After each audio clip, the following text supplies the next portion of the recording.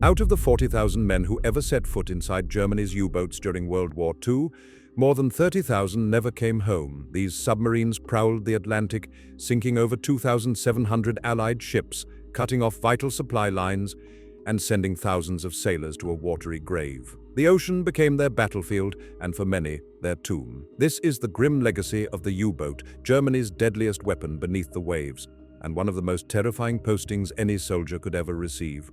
But to understand how it all began, we have to rewind the clock. Germany's path to undersea warfare started with crude experiments and costly mistakes. Back in 1850, an inventor named Wilhelm Bauer designed one of the first prototypes of a German submarine. The idea was bold, but the technology was primitive. On its very first test, the vessel sank almost immediately. Somehow Bauer and his two crewmen managed to survive, and though the attempt was a failure, it planted the seed of an idea. For decades, progress came slowly. Then, in the early 1900s, Germany finally began to invest seriously in submarines. Facing the Royal Navy's massive battleship fleet, German naval leaders knew they couldn't win in a direct fight. So, they chose a different weapon.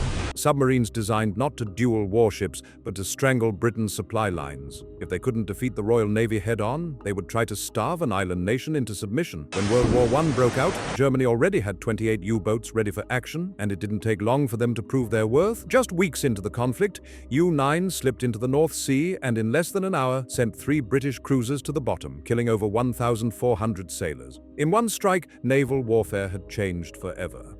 But these early U-boats weren't true submarines as we think of them today. Most of the time they traveled on the surface, only diving when preparing to attack or when trying to escape. On the surface, diesel engines powered the vessel and recharged its batteries. Underwater, small electric motors kept them moving, but only for a short while. They were slow, cramped, and fragile, and their most dangerous moments came when they were forced to resurface for air.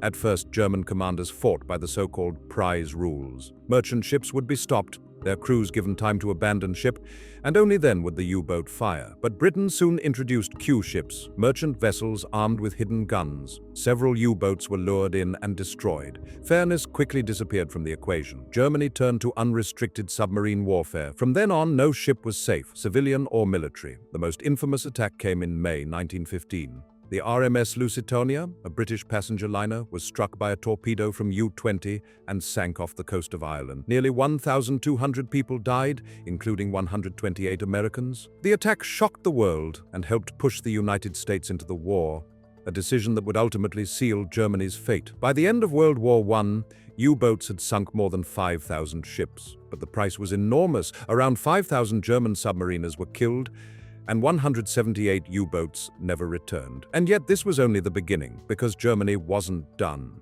Despite the Treaty of Versailles banning them from building submarines, they found ways to continue in secret. The next global conflict would unleash U-boats on a scale darker, deadlier, and more destructive than the world had ever seen. They didn't wait for permission. They found a way around it. German naval engineers set up design bureaus in neutral countries, quietly building and improving submarines under the cover of diplomacy. On paper, those boats were meant for foreign navies. In practice, they were Germany's secret laboratory for the next generation of undersea warfare. By 1935, the pretense ended. Hitler repudiated the Treaty of Versailles and openly rearmed. At the center of the submarine revival was Karl Dönitz, a man with a ruthless plan. He rejected lone wolf attacks and imagined U-boats hunting as a pack, coordinated, relentless, and able to overwhelm any convoy. This tactic, crisp, cold, and devastating, would be called the Wolf Pack. And when it was unleashed, Allied shipping was never safe again.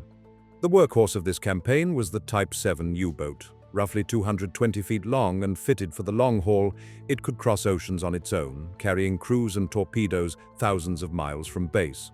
In theory, it could descend to extreme depths in emergency. In practice, most patrols hugged far shallower waters, where hulls still creaked under pressure and leaks were a constant danger. The orders were simple and brutal: sink anything that kept Britain fed, fueled, or armed. No invasion required. Choke the sea lanes and the island nation might crumble. Dozens of U-boats slipped into the Atlantic, stalking convoys that moved predictably along set routes. A single freighter gone to the bottom could mean thousands of tons of supplies lost or troops left stranded. The math was cold: sink enough ships and you starve an empire. The campaign began immediately. On Britain's very first day at war, U-30 fired on the SS Athenia, a civilian liner. More than 100 passengers died. Berlin later called it a mistake, but the signal was unmistakable. Civilians crossing the Atlantic could no longer assume safety. At first, the Royal Navy believed existing defenses would hold convoys, ASDIC sonar, depth charges. After all, they'd faced submarines before, but these U-boats were faster, better organized, and more aggressive. By late 1939, merchant hulls already pockmarked the ocean. Every voyage became a wager with death. Dawn to dusk, the U-boats waited beneath the shipping lanes. Spotting a convoy, they shadowed it at a distance, using nothing more than periscopes, charts, and mathematics to plot its course and speed. Then, under cover of night, they closed in. Many U-boats also carried deck guns to finish crippled ships or to conserve torpedoes on small targets, until Allied aircraft made surfacing increasingly perilous. Torpedoes, therefore, did the most damage. Each attack was a hand-calculated exercise in geometry and timing. The torpedo officer worked out angle, spread, and range by eye and slide rule. Then, with a hiss of compressed air, the torpedo left the tube and raced toward its mark. It was primitive, mechanical, and lethal, a deadly ballet conducted with paper, patience, and nerve. And this was only the opening act. Dönitz's wolf packs would grow in coordination and cruelty, turning the Atlantic into a hunting ground where the stakes were life, livelihood, and the fate of nations. The Germans armed their U-boats with two main types of torpedoes. The G7A was steam-powered, fast, powerful, but betraying itself with a long white trail across the water. The G7E, by contrast, was electric. It was slower but silent and invisible, leaving no wake, the perfect weapon for stealth. But perfection came at a price.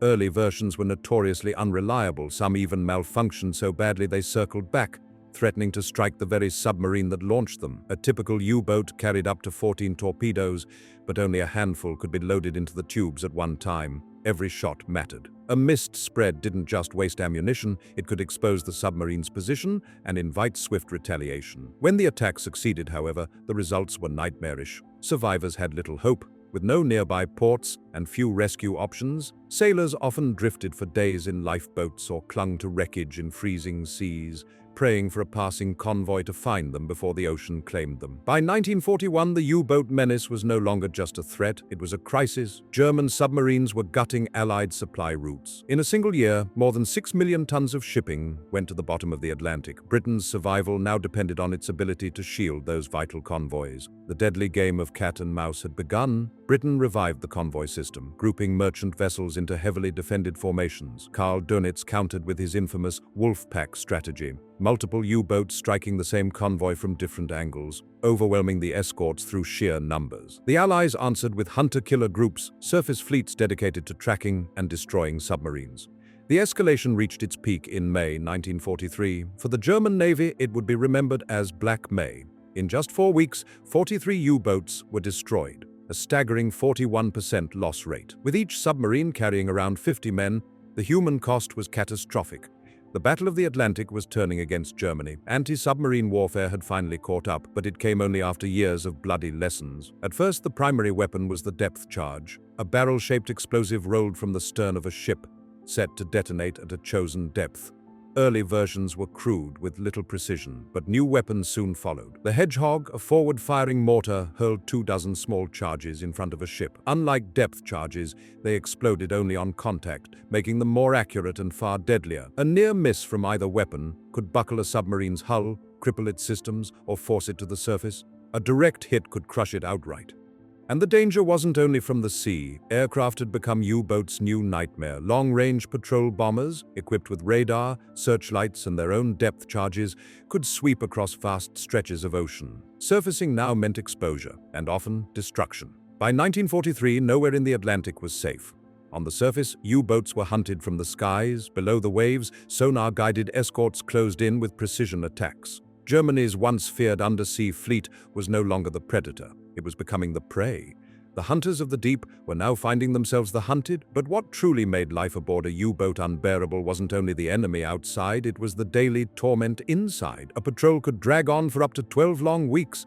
Conditions steadily decayed the longer a boat stayed at sea. The air itself became the first enemy. Early U-boats lacked effective filtration, and within just a day of submersion, the atmosphere grew stale, oxygen thinned, and carbon dioxide built up. Headaches and dizziness became routine. Stay down too long, and suffocation wasn't far away. Around 50 men were crammed into a living space barely the size of a small apartment. There weren't enough bunks, so sailors hot bunked, taking turns in the same beds. still warm from the last man's body. Privacy didn't exist. The captain alone had a tiny cabin, no bigger than a closet. At the start of a mission, fresh food vanished within days. What followed was a diet of dry biscuits, canned meat, and whatever didn't rot in the damp air. Water was rationed, about 2 gallons per man per day, for drinking, cooking, and washing combined. Bathing was a luxury no one had. Sweat, heat, and filth led to rashes and infections so common they earned a name: U-boat rot. Allied sailors joked that you could smell a submarine long before you ever saw it, but stench and sickness weren't what weighed on the men the most. It was the knowledge that death was always lurking just beyond the steel walls. Not the quick death of a bullet, but the nightmare of drowning in darkness,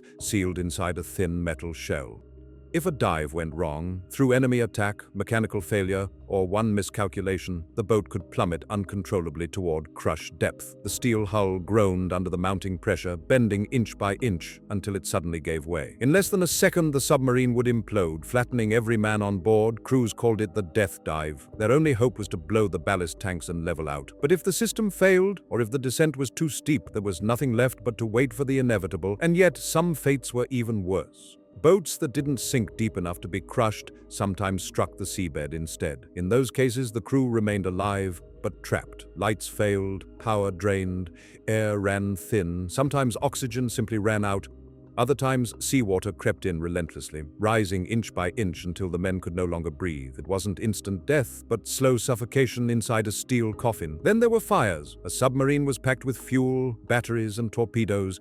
Every spark was a potential disaster. Firefighting was nearly impossible in such confined spaces. Pressure doors sealed off compartments to contain flames or flooding, but they also sealed in the men, unlucky enough to be on the wrong side. Decisions were brutal and final. Even without fire, batteries could fail, releasing deadly chlorine gas. Within minutes, the atmosphere could turn poisonous. These were the constant realities of life under the waves, and this is why 3 out of every 4 U-boat sailors never returned. Their battlefield was the ocean itself, a place that could claim them in silence, in fire, or in crushing darkness.